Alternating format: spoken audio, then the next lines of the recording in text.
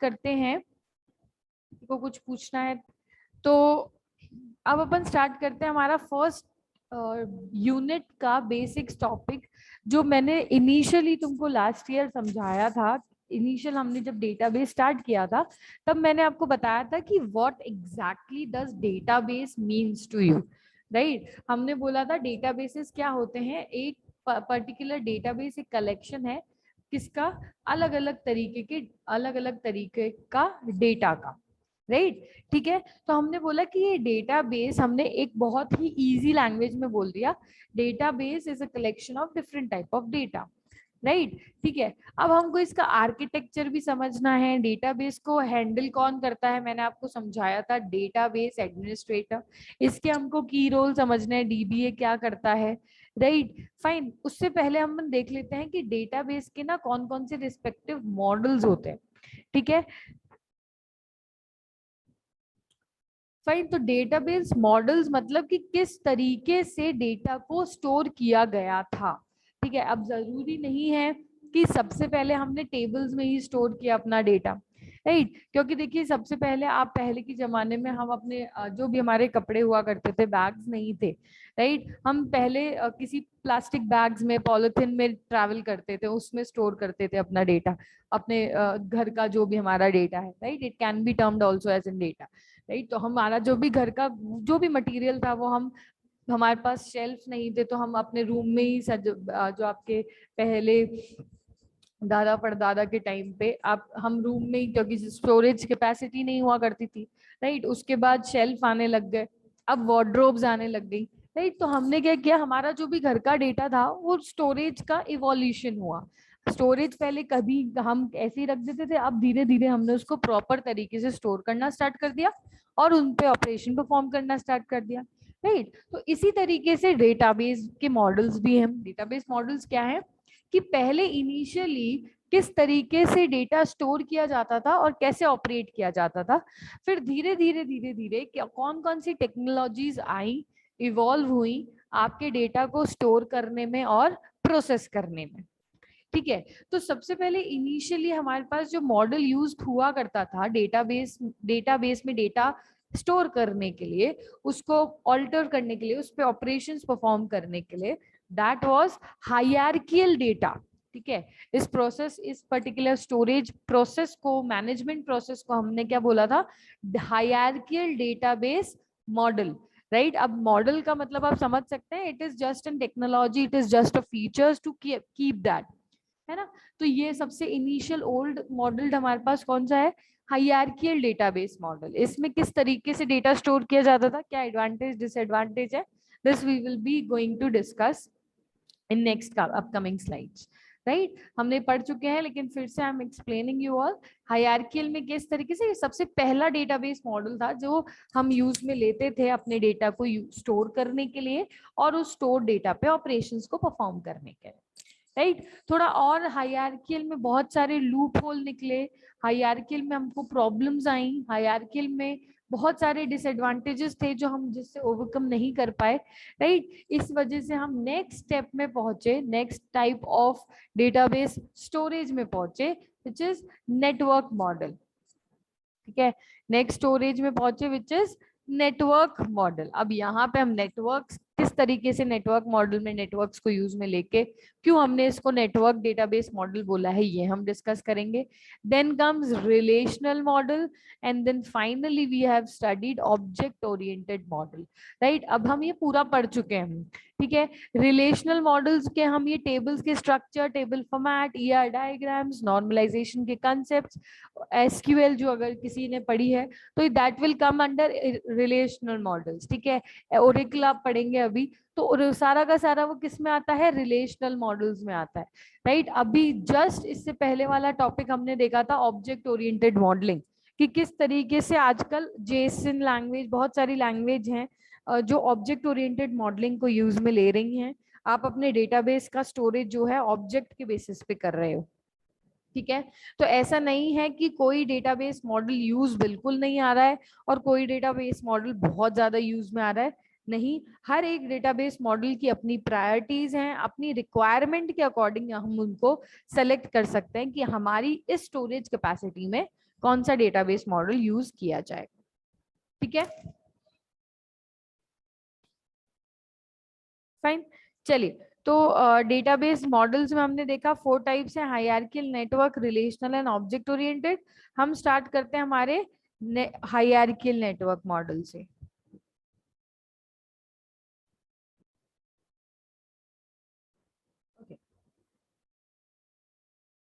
ठीक है, तो let's start with first database model. First form is hierarchical database. हम बोल सकते हैं it is the oldest model of DBMS. Oldest model of DBMS क्यों बोल रहे हैं? सिंपली जैसे मैंने बोला, इनिशियली स्टेज पर किस तरीके से डेटा स्टोर किया जाता था। ठीक है, इनिशियली किस तरीके से डेटा स्टोर किया जाता था और क्या क्या उसमें प्रॉब्लम्स आई जिनको हमको ओवरकम करना था, बहुत जरूरी था। ओल्डेस्ट डेटाबेस मॉडल हमने इसको क्यों बोला है? क्योंकि कब कब यूज में लिया गया? 1950s में यूज में लिया गया। तो you can very well imagine कितना पुराना टाइम है, राइट। इन हायरार्कियल डेटाबेस, अब समझ लेते हैं कि हायरार्कियल डेटाबेस में क्या स्पेशल पॉइंट्स है, क्यों इसको हायरार्कियल बोला गया। फर्स्ट ऑफ ऑल, इस नाम से ही तुमको समझ जाना है हायरार्कियल यानी कि एक ट्री लाइक, क्योंकि जैसे ही हायरार्कियल वर्ड आ जाता है इधर इन डेटा स्ट्रक्चर और इन एनी सब्जेक्ट, उसी तरीके से हमको एक ट्री लाइक पैटर्न इमेजिन करना है। ठीक है, इससे जस्ट पहले हमने इनहेरिटेंस में भी हायरार्कियल पढ़ा था। वे जैसे ही हायरार्कियल टाइप आता है हमको इमेजिन करना है हमारा क्या किस तरीके का क्रिएट होगा, एक ट्री लाइक पैटर्न क्रिएट होगा। ठीक है, it is the oldest model of DBMS 1950s in hierarchical databases. Model data is organised in tree like structure. Data is stored hierarchically from top down or bottom up format. Data is represented using a parent child relationship. In hierarchical DBMS, parent may have multiple children, but children may have only one parent. ठीक है, ये किस तरीके से एक parent और child की relationship से बनाया गया है? टॉप डाउन अप्रोच यूज में लेंगे, टॉप डाउन अप्रोच यूज में ले सकते हैं या बॉटम अप अप्रोच यूज में ले सकते हैं, इट्स योर चॉइस। यहाँ पे सिंपल जो चीज एक आपको याद में रखनी है, फर्स्ट ऑफ ऑल ये ट्री लाइक मॉडल है, ट्री लाइक स्ट्रक्चर है, इसमें पेरेंट चाइल्ड रिलेशनशिप्स होती हैं। हमें जो ध्यान में रखना है वो सिर्फ इतना कि एक पेरेंट के पास मल्टीपल चाइल्ड हो सकते हैं, लेकिन एक चाइल्ड के पास मल्टीपल पेरेंट्स नहीं हो सकते हैं। Simple, right. अगर मल्टीपल पेरेंट्स हो जाएंगे तो ये ट्री लाइक स्ट्रक्चर नहीं रहेगा ना। तो हमने बोला है एक पेरेंट के पास मल्टीपल चाइल्ड हो सकते हैं, मल्टीपल चाइल्ड हो सकते हैं, लेकिन एक चाइल्ड के पास मल्टीपल पेरेंट्स नहीं हो सकते। If you remember what was this, किसी को याद है क्या ये वाला टाइप का इनहेरिटेंस कौन से टाइप का इनहेरिटेंस था? एनीवन? लास्ट क्लास में हमने डिस्कस किया है कि अगर ए मल्टीपल पेरेंट क्लास होती हैं, दो पेरेंट क्लास होती हैं और इनकी एक सब क्लास होती है या चाइल्ड क्लास, कुछ भी ले लीजिए। एनीवन बताना चाहेगा? Very good, multiple, right. कौन सा वाला है ये हमारा पास? Multiple inheritance. ठीक है, इसको मल्टी लेवल इनहेरिटेंस के साथ में कंफ्यूज मत करना कभी। ये वाला जो है ये हमारा मल्टीपल इनहेरिटेंस है, मल्टीपल यानी कि सिंपल मल्टीपल पेरेंट्स। फाइन, तो हम बोल रहे हैं कि मल्टीपल इनहेरिटेंस नहीं होना चाहिए, सिंगल इनहेरिटेंस होना चाहिए, राइट। मल्टी लेवल भी हो सकता है, एक पेरेंट चाइल्ड के पास में एक मल्टीपल चाइल्ड हो सकते हैं, एक चाइल्ड के पास मल्टीपल पेरेंट्स नहीं हो सकते। तो this is your simplest form, hierarchical form. यहाँ पे हम जो भी डेटा स्टोर करके रखते थे, हायरार्कियल रिलेशनशिप, हायरार्कियल पैटर्न में स्टोर करके रखते थे। लाइक फॉर एग्जांपल हमारे पास एक रूट एलिमेंट है, हमने यहाँ पे इंफॉर्मेशन स्टोर कर ली सीईओ की। ठीक है, यहाँ पे हमारे पास लेवल 1 पे मैनेजर 1 है और यहाँ पे लेवल 2 पे मैंने स्टोर किया मैनेजर 2। ठीक है, या डिप्टी सीईओ रख लेते हैं, डीएम डीसीएम रख लेते हैं, कोई भी रख लीजिए, it's your up to you कौन से लेवल पे किसको करना है। अब मैनेजर्स की पोजीशन पे पास लेवल 1.1 पे हम रखते हैं एम्प्लॉयज को। ठीक है, यहाँ पे मैंने आईटी के एम्प्लॉयज रख लिए, यहाँ पे मैंने मार्केटिंग के एम्प्लॉयज रख लिए, यहाँ पे हमने फैशन इंडस्ट्रीज एम्प्लॉयज रख लिए और यहाँ पे हमने फाइनेंस एम्प्लॉयज रख लिए, राइट, अलग अलग। तो हम बोल रहे हैं कि हम हर एक लेवल पर हर पर्टिकुलर फील्ड की इंफॉर्मेशन स्टोर करके रखेंगे। ठीक है, this type of in this type of model is will be known as hierarchical model of database, ठीक है। चल नहीं रहा है, हाँ यस फाइन। तो this was your about, this was all about hierarchical model. अब इसमें क्या लूप होल रह गया हमारा जिसकी वजह से हम इसको ज्यादा यूज नहीं कर पा रहे हैं, राइट। अगर मैंने अपना डेटा इस पर्टिकुलर पैटर्न में स्टोर भी कर लिया तो व्हाट इज देयर, क्या लूप होल है हमारे पास में हायरार्कियल मॉडल का जिसकी वजह से it is not that much successful. तो इसकी लिमिटेशंस डिस्कस कर लेते हैं। What will be the various limitations of this hierarchical model. First will be implementation complexity, ठीक है। As the name suggest implementation complexity मतलब कि हमें क्या करना है, हमको हर एक डेटा, हर जो भी डेटा हमको स्टोर करना है उस डेटा का पहले लेवल जज करना पड़ेगा कि कौन से लेवल पर वो पर्टिकुलर डेटा इंफॉर्मेशन स्टोर की जाएगी। उस लेवल के अकॉर्डिंग मुझे उस डेटा को स्टोर करना पड़ेगा और उसके साथ फिर रिलेशनशिप एस्टैब्लिश करनी पड़ेगी चाइल्ड एंड पेरेंट की, राइट। अगर मान लीजिए मैं लेवल 1 पे कोई डेटा इंसर्ट करना चाहती हूँ तो मेरे को इसके साथ में उसका चाइल्ड रिलेशनशिप करना पड़ेगा एंड पेरेंट्स के साथ में सॉरी चाइल्ड के साथ में पेरेंट रिलेशनशिप करना पड़ेगा, राइट। तो आई कैन से दैट कि अगर मुझे मान लीजिए लेवल 1.2 का कोई डेटा इम्प्लीमेंट करना है या एक्सेस करना है, ठीक है, तो हमें क्या करना पड़ेगा, रूट से ढूंढ के हम लेवल 1 पर आएंगे, फिर 1 से हम लेवल 1.2 पर आएंगे, फाइन। तो ये जो कॉम्प्लेक्सिटी है, ये जो डेटा की जो इंटरकनेक्टिविटी की वजह से हर एक सिस्टम, हर एक पर्टिकुलर डेटा को मुझे इंसर्ट करने में प्रॉब्लम आएगी, मुझे उसको सिंपल एक्सेस करना है तो उसमें प्रॉब्लम आएगी, क्योंकि ये एक ट्री लाइक स्ट्रक्चर है, this is not the simple form, ठीक है। तो हम बोल रहे हैं कि इम्प्लीमेंटेशन पे नो डाउट हमें प्रॉब्लम आ सकती है क्योंकि ये एक ट्री लाइक स्ट्रक्चर है, कौन सा डेटा किससे कनेक्टेड है, किस तरीके से कनेक्टेड है, कब इंसर्ट होगा, कब डिलीट होगा, उसमें हमको प्रॉब्लम आ सकती है, राइट। तो ये एक हमारी फर्स्ट हो गई implementation complexity. Next limitation will be lack of structured independence, ठीक है।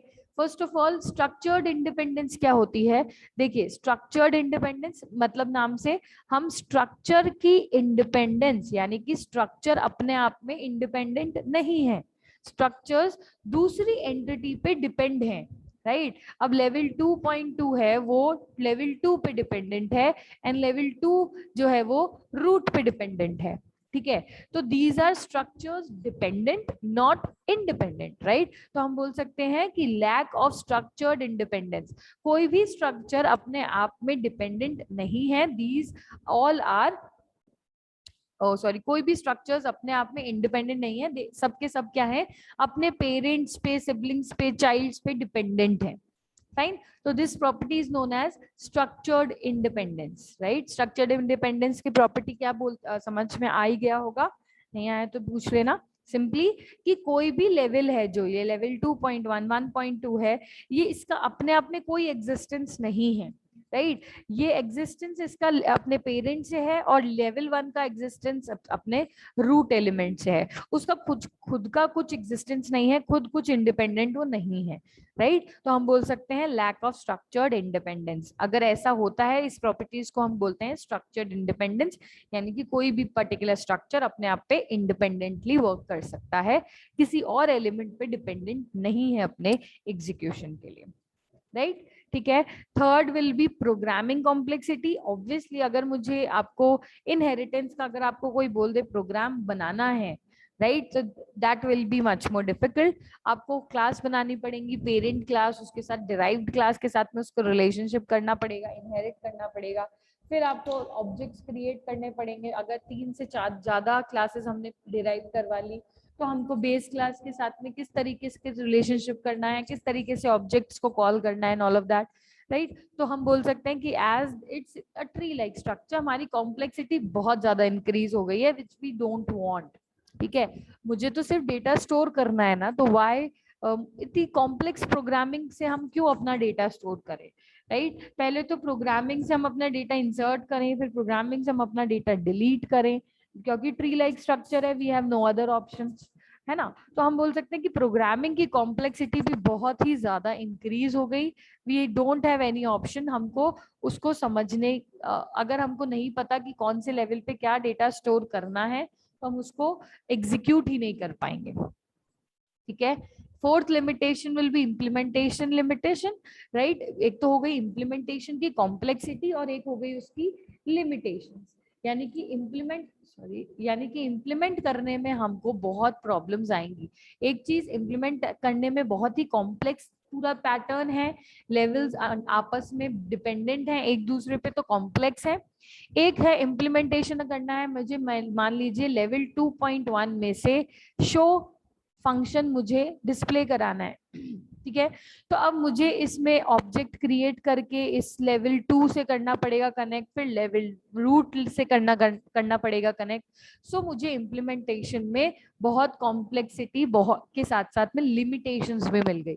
मैं इस शो ऑब्जेक्ट को डायरेक्टली कॉल नहीं कर सकती, this is structurally dependent to each other, ठीक है।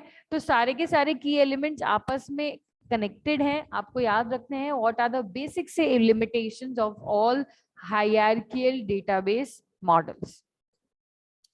फाइन, किसी को इसमें कोई डाउट है तो पूछ लीजिए ये 4 लिमिटेशन पॉइंट्स में। क्योंकि देखिए जब हमको हमने यहाँ पे ग्राफ का पैटर्न यूज में लिया है, तो ग्राफ पैटर्न में हम बोल सकते हैं it represented in the form of set which should have at least 2 records.